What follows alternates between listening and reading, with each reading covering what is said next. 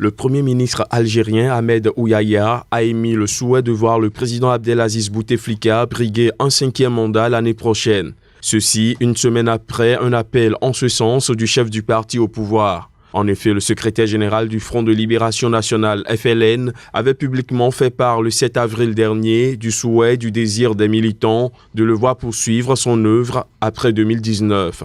À un an de la fin du mandat du chef de l'État, les spéculations vont bon train en Algérie autour de sa nouvelle candidature.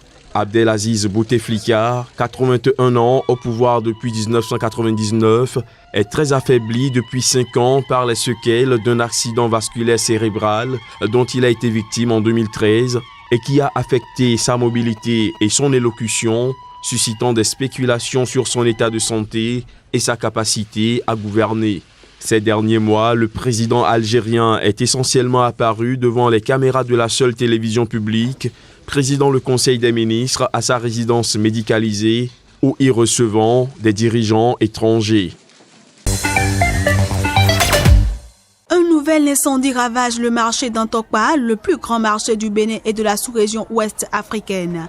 Selon les informations recueillies sur le terrain, le feu s'est déclaré à l'aube ce lundi aux environs de 4 heures du matin, mais il a fallu plusieurs heures aux pompiers pour maîtriser le sinistre. La zone de commercialisation des céréales a été totalement consumée par les flammes. Si côté bilan humain, c'est le soulagement car le feu n'a pas fait de victimes, les commerçants sont au désespoir. Et pour cause, les flammes ont déjà causé beaucoup de dégâts matériels. On m'a appris de la maison vers 4 heures du matin qu'il y a les magasins qui ont commencé par préfet. J'ai perdu beaucoup de choses. J'ai des sacs de maïs en quantité jusqu'à quelque chose de 86. Des sacs d'haricots, 10 sacs en plus et soja, des sacs de soja. On est là, jusqu'à présent, on n'en vient plus. Pour déterminer les circonstances de l'incendie, une enquête sera ouverte. Mais il faut dire que ce n'est pas la première fois que le marché d'Antokpa est la proie des flammes. Un incendie s'y était déclaré en 2015, réduisant à néant une bonne partie du marché, avec d'énormes pertes économiques.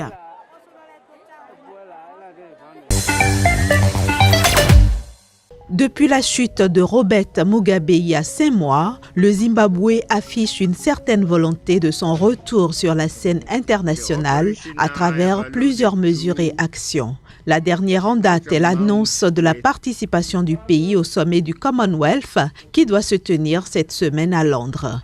Cette participation du Zimbabwe marque la détermination du nouveau chef d'État Emmerson Mnangagwa à améliorer les relations internationales et à développer les investissements étrangers au Zimbabwe.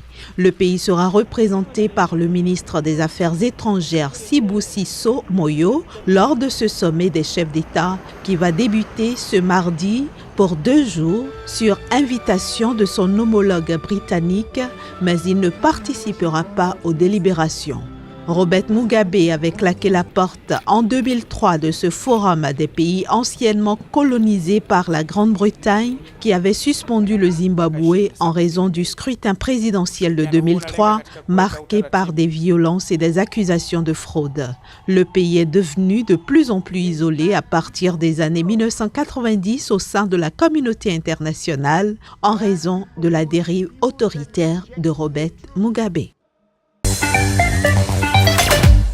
Lundi, le procès a été ajourné au 24 avril à la demande des avocats de l'ex-procureur général qui a mis en avant son ancien statut. Le tribunal a décidé de ce que le procès ne pouvait pas se tenir au palais de justice, mais dans les bureaux du procureur général et à huis clos. Pour Rafael Marquez, cette décision constitue une atteinte à l'indépendance des tribunaux. A questão fundamental a reter aqui é o absurdo de julgamento se... La question fondamentale à garder à l'esprit ici, c'est l'absurdité du procès dont la prochaine session aura lieu dans le bureau du procureur général. C'est très rassurant d'avoir une audience au siège du procureur général, au sein même du ministère public qui porte les accusations. Maintenant, le bureau du procureur sert de siège aux juges qui devraient être en principe impartiaux dans les tribunaux ou dans tout autre endroit neutre. Mais au lieu de cela, c'est au bureau du procureur général. C'est extraordinaire. Mas na Procuradoria-Geral da República, isso de facto é extraordinário. Dans son article mis en cause, Rafael Marquez avait cité le magistrat João Maria de Souza dans une transaction immobilière au relent de corruption, ce qui lui vaut d'être jugé pour outrage. Il encourt une peine pouvant aller jusqu'à 3 ans de prison, de même que Mariano Bras, un autre journaliste qui a reproduit l'article dans un hebdomadaire. Un des plus célèbres opposants au pouvoir en Angola, Rafael Marquez a déjà été condamné en 2015 à 6 mois de prison avec sursis pour dénonciation calomnieuse de 7 généraux de l'armée dans un livre accusant le régime de couvrir des violences contre des chercheurs de diamants. Barthélémy Diaz, maire d'une commune de l'agglomération dakaroise, Mermoz-Sacré-Cœur, dissident de la majorité présidentielle et ancien député socialiste, était jugé par le tribunal de flagrant délit de la capitale sénégalaise, qui l'a en outre condamné à payer une amende de 100 000 francs CFA, soit 150 €. Le parquet avait requis lors du procès le 8 avril 2 ans de prison contre Diaz, qui avait plaidé non coupable des accusations, notamment d'outrage à magistrat, de discrédit sur l'ordre judiciaire et une décision de justice, et d'avoir provoqué un attroupement non armé. Il avait à la barre déclaré souhaiter ne pas rentrer à la maison par solidarité avec le maire de Dakar en détention depuis mars 2017. Si Khalifa Sall couche en prison, alors moi aussi je suis prêt à faire don de ma liberté, avait-il affirmé au juge. Nous rejetons cette décision de justice, nous pensons qu'elle doit être infirmée. On va faire appel, a déclaré à la presse Maître El Hadji Diouf, un avocat de Diaz, après le jugement. Nous vivons les heures les plus sombres de notre démocratie. Aucun homme politique ne peut plus critiquer le fonctionnement normal de la justice. Bonjour la pensée unique, a-t-il ajouté. Partisan fervent de Khalifa Sall, Barthélémy Diaz s'en était vivement pris au juge après la condamnation du maire de Dakar le 30 mars à 5 ans de prison et plus de 7 600 € d'amende pour escroquerie sur les deniers publics et faux en écriture sur un montant d'environ 2,5 millions d'euros. Barthélémy Diaz et Khalifa Sall sont des dissidents du Parti socialiste PS, membres de la coalition présidentielle. Ils font partie des responsables de ce parti, exclus en décembre pour violence, indiscipline et activités politiques concurrentes.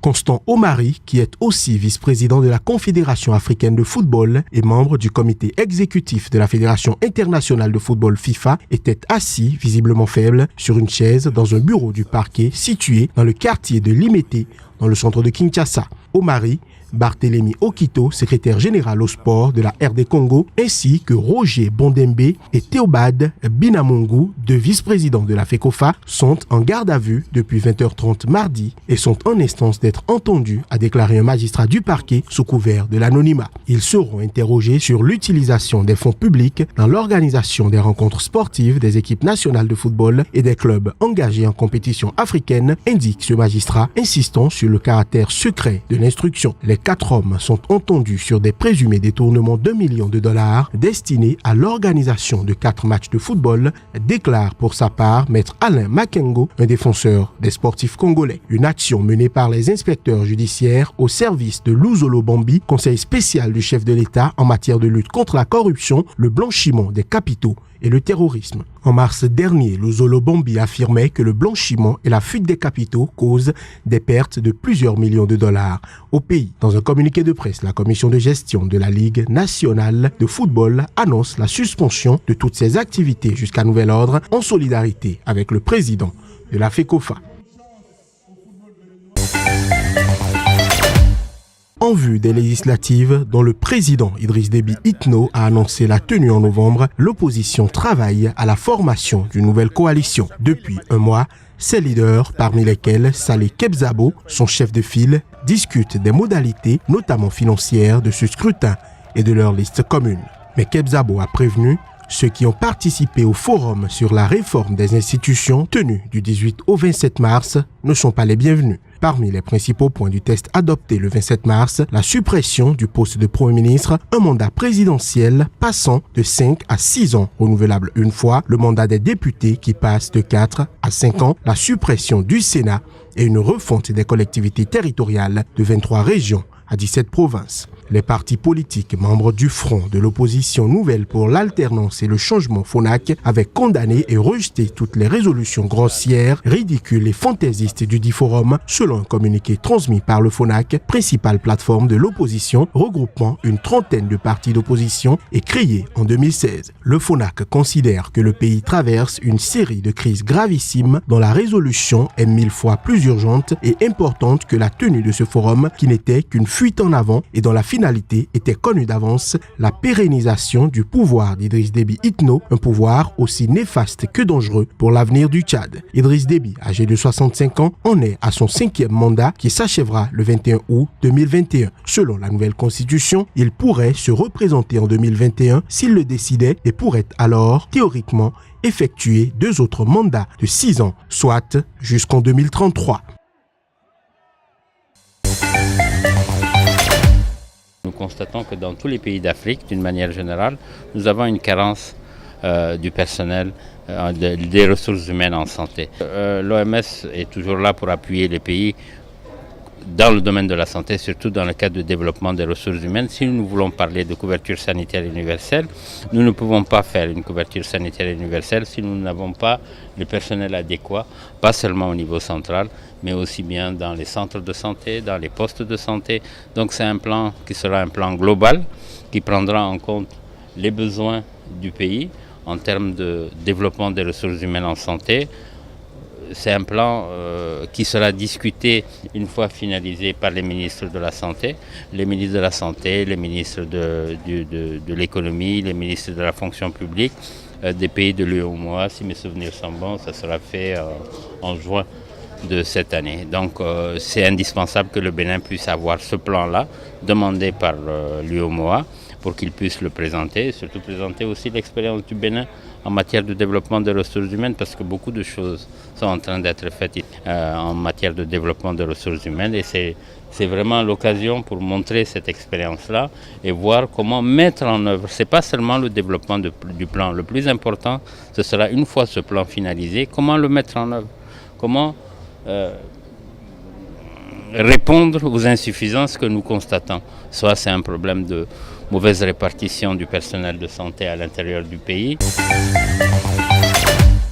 Des manifestants qui avaient érigé une barricade de branchage au milieu d'une rue proche du Parlement, dans le quartier de Dakar Plateau, pour protester contre le vote d'une révision du code électoral moins d'un an avant la présidentielle, ont été dispersés par des tirs de gaz lacrymogène.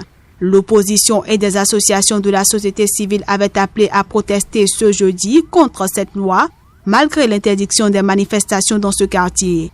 La police a procédé à l'interpellation de plusieurs opposants, dont l'ancien Premier ministre Idrissa Seck.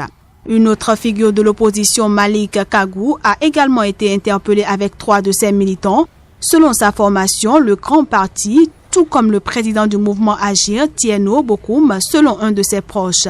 Au même moment, à l'Assemblée nationale, les députés ont entamé l'examen du dit projet de loi imposant un parrainage à tous les candidats de la présidentielle dont le premier tour est prévu le 24 février 2019. Selon le texte, les candidats devront recueillir le parrainage d'1% du corps électoral, soit environ 65 000 personnes domiciliées dans cette région au moins.